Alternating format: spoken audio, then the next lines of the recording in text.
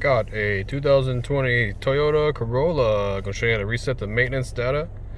We're going to be looking here at this display screen here, and we're going to be using the controller that you have right here on the left side of the steering wheel.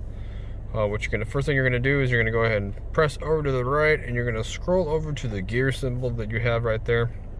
And then you're going to go down to vehicle settings, and you're going to press OK. Now when you press OK, nothing's going to happen. You're going to have to hold down the button for a little bit until the menu changes. Now the button, the menu would change now. And then go down to schedule maintenance.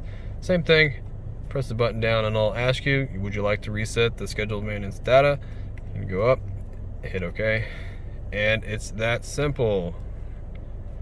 I'll go over it one more time, just in case you didn't get it. So when you start off, more than likely you're going to be like this, okay?